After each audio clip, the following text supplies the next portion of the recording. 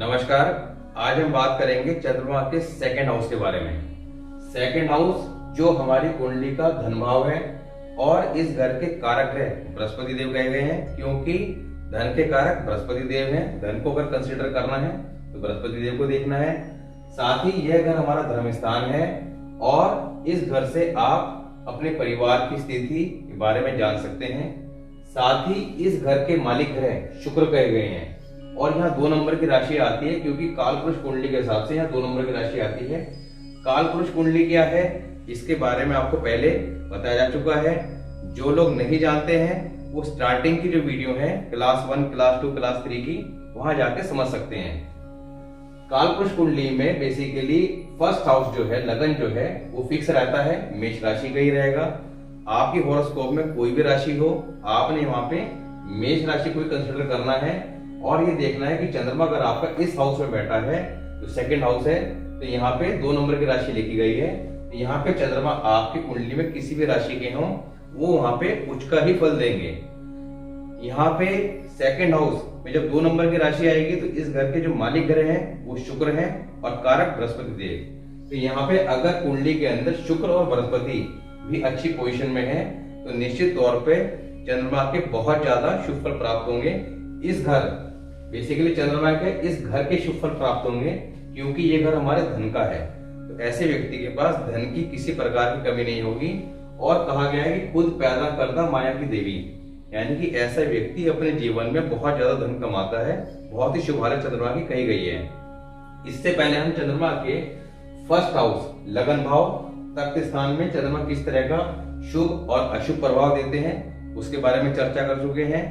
जो लोग first time ये वीडियो देख रहे हैं वो चंद्रमा के लगन भाव की वीडियो के अंदर हमने चंद्रमा की जो बेसिक जिन चीजों के वो कारक हैं वो सब जानकारी दी थी, तो वहां जाकर आप उसे समझ सकते हैं, जिससे आपको इस वीडियो के अंदर कई चीजें समझना आसान हो जाएगा।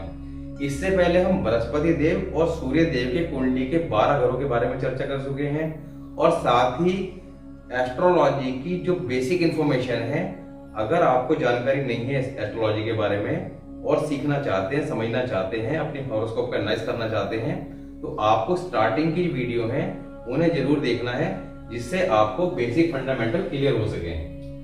अब सेकंड हाउस में चंद्रमा के लिए क्या लिखा गया है इसे समझते हैं। ऐसे व्यक्ति के आमतौर पर बहन नहीं होती पर भाई जरूर होगा, नहीं तो औरत का भाई जरूर हो।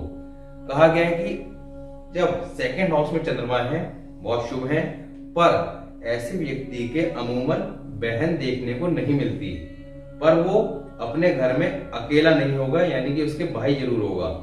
और अगर किसी कारण से उसके भाई नहीं है तो ऐसी स्थिति में उसकी जो पत्नी है उसके तो भाई जरूर ही होगा। साथ ही घर में मंदिर रखना चंद्र के फल को नष्ट करेगा। सेकंड हाउस में चंद्रमा बहुत शुभ फल देता है।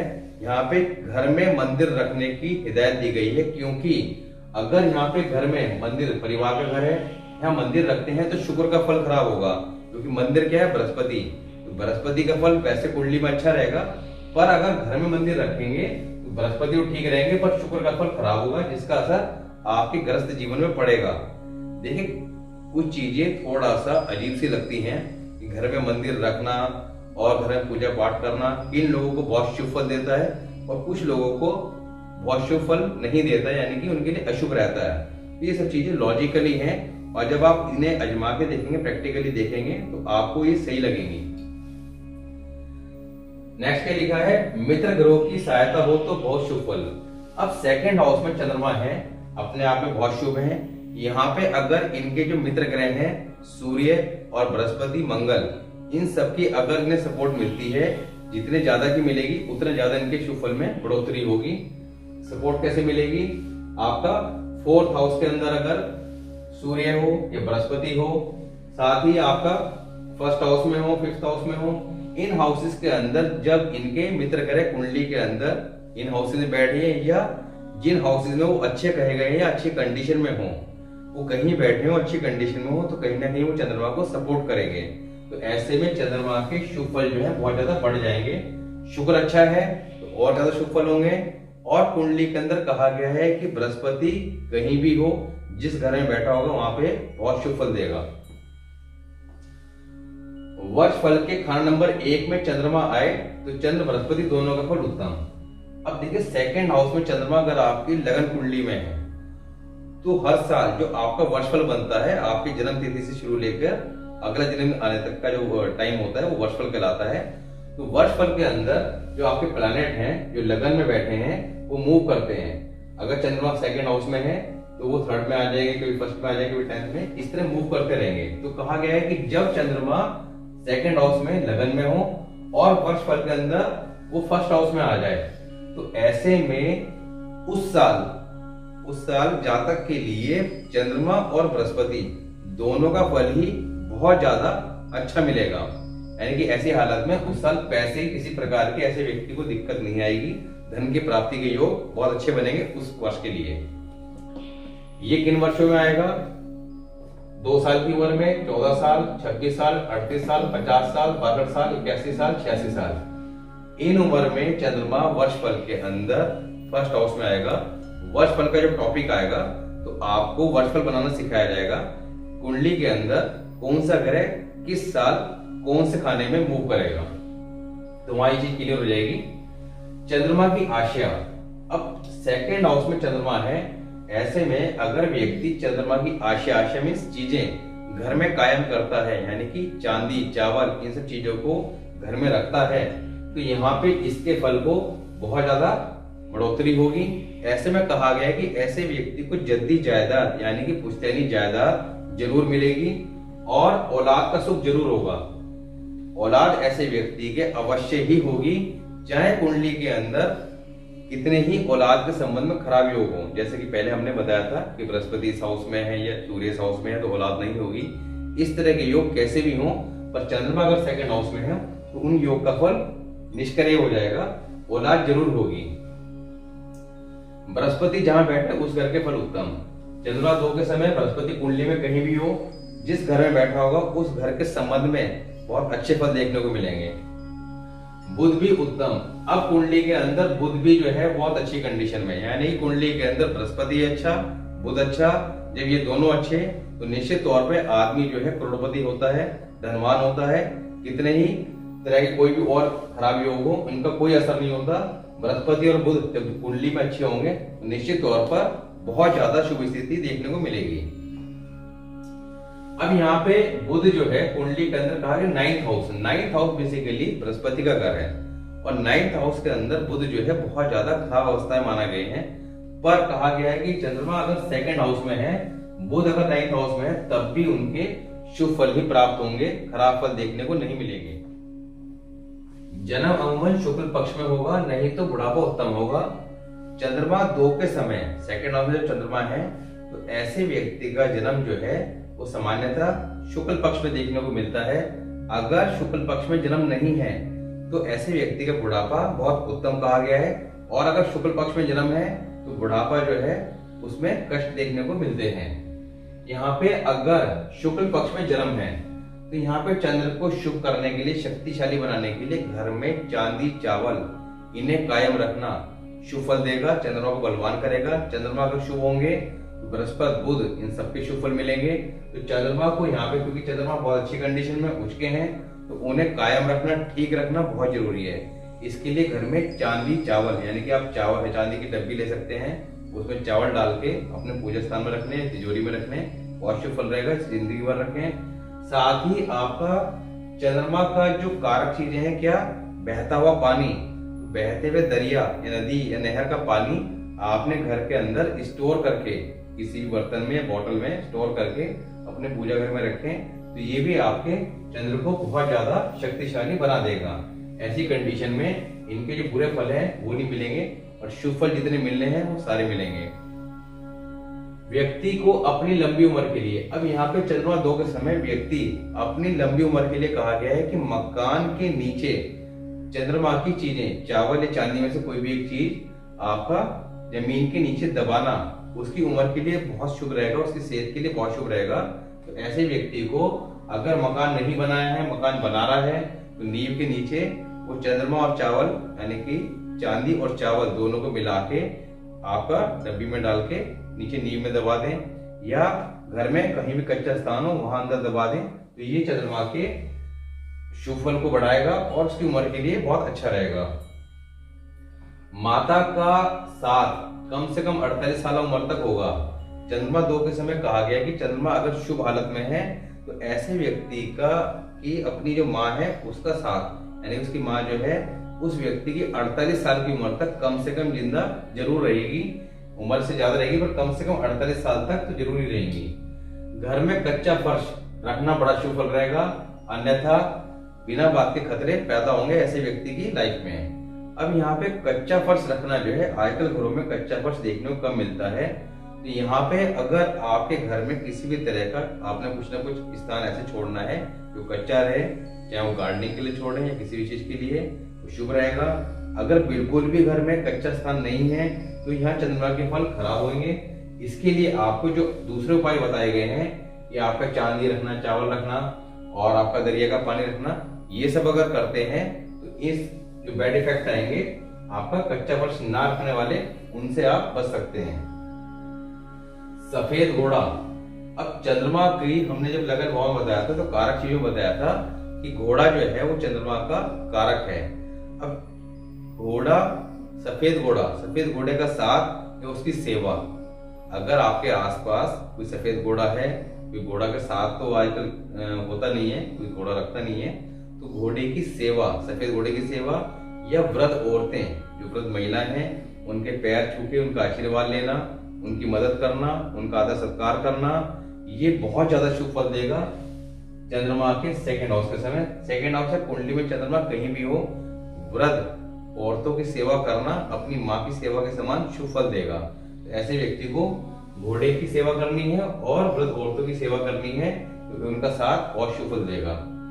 माँ से जब तक उसकी माँ जिंदा है उसके लिए शुभ रहेगा।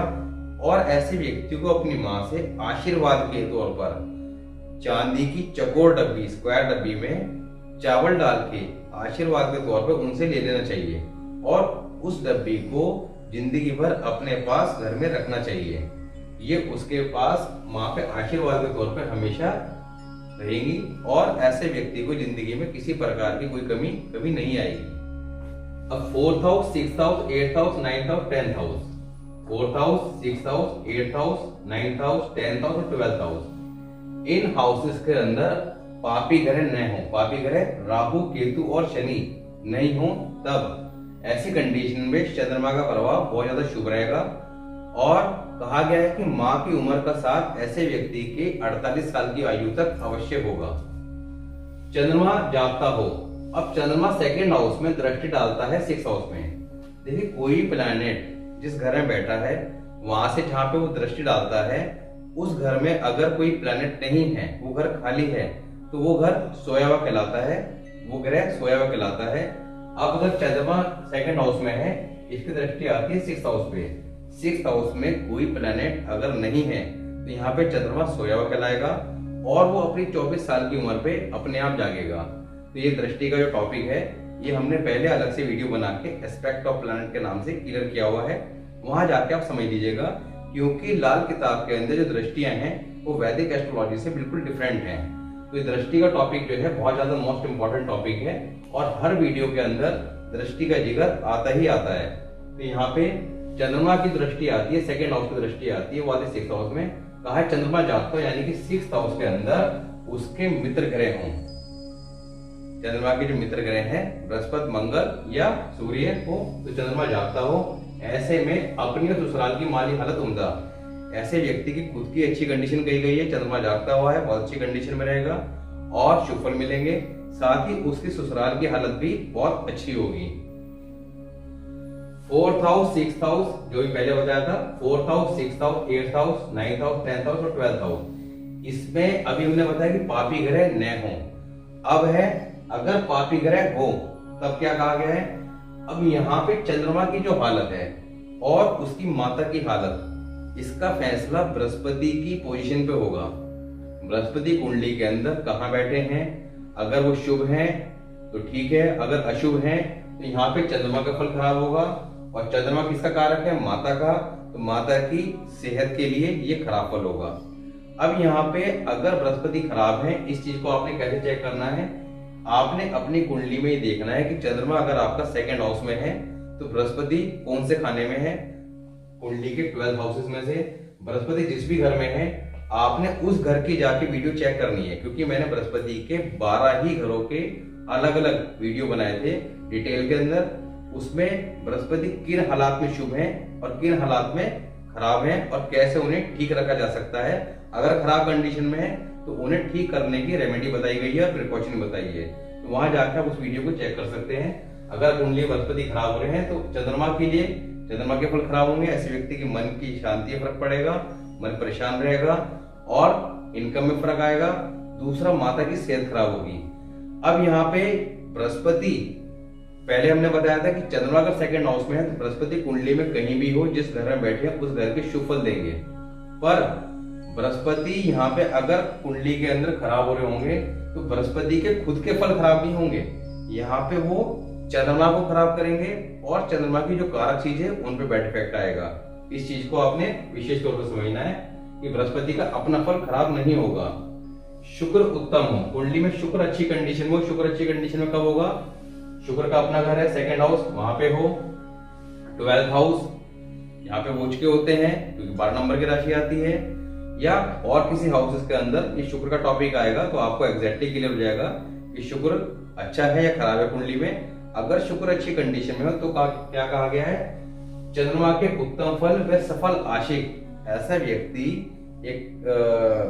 उसका जो है एक अफेयर जरूर चलता है और उस अफेयर में वो सफल कहा गया है, यानी कि इस चीज का उसकी लाइफ में कोई बैड इफेक्ट नहीं आता है। तो यहाँ पे चंद्रमा के फल उत्तम होते हैं और शुक्र के फल दोनों के उत्तम कहे गए हैं। अब बात करते हैं अशुभ हालत के बारे में। अशुभ हालत में पहला पॉइंट है केतु 12th हाउस। अब केतु जब कुंडली के 12th हाउस में होंगे तो केतु कुंडली के 12th हाउस के अंदर बहुत ही शुभ फल देते हैं और हमारी जिंदगी के अंदर जिसे हम ऐश बोलते हैं, उस ऐश के कारक केतु को कहा गया है। और जिस व्यक्ति के कुंडली के 12th हाउस में केतु है तो यानी कि ऐसा व्यक्ति जिंदगी में बहुत ऐश करेगा, विदेश भी जाएगा और वहां से लाभ भी कमाएगा। पर यहाँ पे चंद्रमा सेकंड हाउस में उच्च के हैं, धन दे रहे हैं, केतु 12th हाउस में। पर यहाँ पे क्योंकि एक रूल है आपका सेकंड हाउस और आपका 12th हाउस का, उसे ग्रामर के टॉपिक में एक्सप्लेन करेंगे। तो यहाँ पे इनके संबंध से जो है चंद्रमा को ग्रहण लग जाता है। अब यहाँ पे है क्या दिक्कत कि दोनों में से एक का फल शुभ रहेगा। अब ये जरूरी नहीं है कि किसका रहेगा, पर दोनों में से एक का फल शुभ रहेगा। अब चंद्रमा क्या है? तालीम। अब देखिए चंद्रमा कुंडली के अंदर अलग अलग हाउसेस में ये बताता है कि आपको तालीम से लाभ मिलेगा या नहीं मिलेगा। कई लोग तालीम मतलब अपनी शिक्षा, कई लोग जीवन में एजुकेशन पढ़ाई करते हैं और उससे कमाई करते हैं। कई लोग पढ़ाई लिखाई करने के बाद भी कुछ और ही काम करते हैं, यानी कि जो पढ़ाई उन्होंने जीवन में की होती है उसके माध्यम से पैसा नहीं कमाते, जीवन में लाभ नहीं कमा पाते। तो ये कंडीशन चंद्रमा कुंडली के 12th हाउसेस में कब किस तरह की कंडीशन में तालीम से लाभ देगा? तो यहाँ पे तालीम से लाभ यानी तालीम से किस्मत, अपनी शिक्षा से अपनी किस्मत को बनाना, या तो इस पर शुभ फल देगा या औलाद से खाली। अगर केतु का फल खराब होगा तो यहाँ पे औलाद से खाली यानी कि औलाद नहीं होगी। स्पेशली नरीना लड़के की बात कही गई है, लड़का नहीं होगा या लड़का होगा तो बेआराम, यानी कि बच्चे को लेके किसी न किसी प्रकार की समस्या, उसका कोई सुख नहीं होगा। यहाँ पे केतु का फल खराब हो सकता है, ये चंद्रमा का तालीम से लाभ नहीं होगा। अगर तालीम से लाभ हो गया, उसने पढ़ाई लिखाई करी है जीवन में और उस पढ़ाई के अकॉर्डिंग वो कुछ अच्छा काम कर रहा है, जॉब कर रहा है, जो भी कुछ कर रहा है, पैसा कमा रहा है, तो निश्चित तौर पे केतु के फल खराब होंगे। और अगर पढ़ाई करी है उसके अकॉर्डिंग काम नहीं कर रहा है तो यहाँ पे केतु के फल ठीक रहेंगे। अब कुंडली के 1st house, 2nd house, 7th house, 10th house, 11th house, 1st house, 7th house, 10th house, 11th house और 2nd हाउस, ये अगर मंदे हों, मंदे मतलब इनमें अगर अशुभ ग्रह आके बैठ जाएं, तब क्या कहा गया है कि शुक्र और बृहस्पति, बृहस्पति क्या है? पिता, शुक्र क्या है? पत्नी, दोनों के फल मंदे होंगे, यानी कि दोनों के लिए मंदे स्थिति कही गई है। ऐसा व्यक्ति दूसरों के काम का नहीं होगा। कहा गया है कि ऐसी कंडीशन में ऐसा व्यक्ति जो है वो किसी दूसरे के काम नहीं आ सकेगा, उसकी ऐसी स्थिति होगी, यानी कि समाज में उसकी कोई रिस्पेक्ट नहीं होगी, कोई लोग उसे पूछेंगे नहीं, यानी कि खराब कंडीशन कही गई है। सूर्य अगर फर्स्ट हाउस में है तब क्या कहा गया है, सूर्य फर्स्ट हाउस के समय काफी खराब स्थिति है, ऐसे व्यक्ति की आयु पे काफी बुरा प्रभाव पड़ता है। आयु कही गई है कि अमूमन 25 वर्ष होगी। अगर उम्र लंबी है, 25 वर्ष की नहीं है, कम आयु नहीं है, किसी और योग के कारण आयु लंबी है, तो उम्र के 25 से 34 साल के बीच में का जो समय है, उम्र के 25 से 34 साल के बीच का जो समय है वो मंदा होगा, गरीबी का होगा, काफी मंदे हालात देखने को मिलेंगे। शनि 10वें घर में, शनि अगर 10th हाउस में है तो कहा गया है कि बुढ़ापा मंदा, और इस बुढ़ापे का असर जो है, मंदे जो असर है, ये व्यक्ति के 75 साल की आयु तक देखने को मिलेगा, क्योंकि चंद्रमा 2nd हाउस के समय उम्र लंबी कही गई है। ऐसे व्यक्ति की अमूमन आयु 90 वर्ष कही गई है। तो यहाँ पे शनि अगर 10th हाउस में है तो 75 साल की आयु तक ऐसे व्यक्ति को बुढ़ापा जो है वो काफी खराब देखने को मिलता है, उसे काफी खराब स्थिति से गुजरना पड़ता है। बृहस्पति 11 में, अगर बृहस्पति देव 11वें घर में है तब बुढ़ापा मंदा, और बुढ़ापे मंदे का असर आयु के 90 साल, यानी कि 90 साल की, शनि अगर मंदा है 10th हाउस में है 75 साल, और बृहस्पति 11 में है तो 90 साल की आयु तक बुढ़ापा जो है वो मंदा रहेगा। उसमें बुढ़ापे में दिक्कत परेशानियां काफी आएंगी, ऐसे में व्यक्ति को काफी दिक्कत फेस करनी पड़ती है अपनी ओल्ड एज में। बुध 6th हाउस में, अब बुध अगर 6ठे घर में होंगे तो यहाँ पे चंद्रमा की दृष्टि आएगी 6ठे घर पे। बुध चंद्रमा के शत्रु हैं, 6ठे घर में बुध के अपने फल बहुत अच्छे होंगे, पर यहाँ पे शनि के फल खराब होंगे। नजर कमजोर, शनि हमारी नजर के कारक है, नजर कमजोर, और शनि के मंदे फल, यानी कि शनि से संबंधित कोई कारोबार करते हैं उसके अंदर नुकसान, मशीनरी इत्यादि लकड़ी वगैरह के कारोबार से नुकसान होगा। तो यहाँ पे और मकान के संबंध में भी दिक्कत परेशानी आएगी, क्योंकि शनि जब मंदा होगा तो शनि हमारे मकान का भी कारक है। 9, 10, 12 पापी, 9, 10, 12 इसमें अगर पापी हैं तो क्या कहा गया है, शनि की जो आयु एज है 9, 18, 36, ऐसे व्यक्ति की 9 वर्ष की आयु, 18 वर्ष की आयु, 36 वर्ष की आयु में माता की सेहत के लिए काफी बुरा प्रभाव देखने को मिलेगा। जब उस व्यक्ति की 9, 18, 36 वर्ष की आयु होगी तो निश्चित तौर पे वहां उस समय माता की सेहत मंदी मिलेगी। बुध शुक्र राहु केतु नंबर 1 में, यानी कि चंद्रमा के जो शत्रु हैं बुध शुक्र राहु केतु नंबर 1 में आ जाए तो कहा गया कि सभी ग्रहों का असर मंदा होगा। ये स्थिति काफी खराब है, अगर सभी ग्रह मंदे हो जाएंगे तो ये एक दरिद्र योग बन जाएगा। बुध 3 में बृहस्पति 9 में, अगर बुध 3rd हाउस में हो और बृहस्पति 9th हाउस में, तब क्या है, तब कारोबार में तो बरकत कही गई है, ऐसे व्यक्ति के कारोबार में कोई दिक्कत नहीं आएगी। बुध अगर 3rd हाउस में और बृहस्पति 9th हाउस में, चंद्रमा 2 के समय, कारोबार में दिक्कत नहीं होगी, कारोबार में बरकत होगी। पर ऐसे व्यक्ति के कारोबार में किसी न किसी प्रकार के झगड़े फसाद होते रहेंगे जिनसे वो परेशान रहेगा। तो इन झगड़े फसाद का जो समाधान है, जो उपाय है, वो यहाँ बताया गया है कि बुध का यहाँ पे रेमेडी करनी होगी, क्योंकि यहाँ पे जो बैड इफेक्ट आ रहा है वो बुध की वजह से आ रहा है। बुध यहाँ बैठ के दृष्टि डालता है आपका 11th हाउस पर 9th हाउस पे। 9th हाउस में बृहस्पति जो बुध के दुश्मन है उसको दृष्टि आ रही है, तो यहाँ पे रेमेडी करनी होगी बुध की। अब बुध की क्या रेमेडी करनी है, बुध है हरा रंग, हरे रंग के कपड़े आपने छोटी कन्याएं, जो 10 वर्ष से कम की कन्याएं हैं वो बुध की कारक कही जाती हैं, उन छोटी कन्याओं को 40 से 43 दिन, क्योंकि उपाय के लिए एक समय निर्धारित किया गया है कि 40 से 43 दिन किसी उपाय को करने पे तभी फल प्राप्त होते हैं। तो 40 से 43 दिन आपने हरे कपड़े छोटी कन्याओं को लगातार देने हैं। और इससे पहले हमने उपाय को लेके एक वीडियो बनाया था स्टैंडर्ड रेमेडी का, उसमें बताया था कि उपाय करते हुए क्या प्रिकॉशन रखनी है, किन तिथि के अंदर उपाय शुरू नहीं करने हैं। इन चीजों की जानकारी आप उस वीडियो में जाके डिटेल में ले सकते हैं।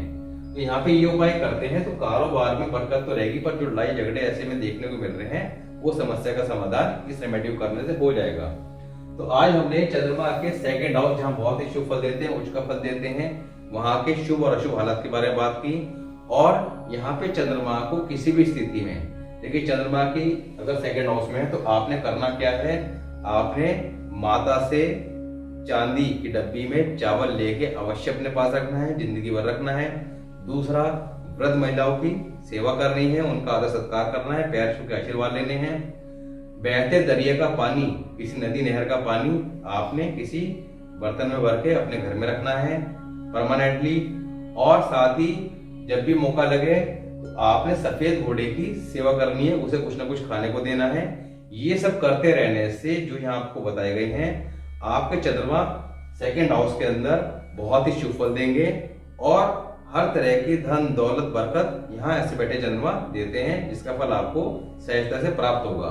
कुछ अशुभ योग भी होंगे, तब भी चंद्रमा को आप यहाँ पे इन रेमेडीज के द्वारा शुभ कर सकते हैं। मिलते हैं नेक्स्ट वीडियो में। नेक्स्ट वीडियो में बात करेंगे हम चंद्रमा थर्ड हाउस। थर्ड हाउस जो हमारे साहस पराक्रम का है, यहाँ बैठ के भी चंद्रमा शुभ फल देते हैं, कुछ कंडीशन में अशुभ फल देते हैं। तो वहां पे चंद्रमा के शुभ फल के लिए क्या रेमेडी की जा सकती है या प्रिकॉशन करनी है, इसके बारे में बात करेंगे। तो मिलते हैं नेक्स्ट वीडियो में, तब तक के लिए नमस्कार।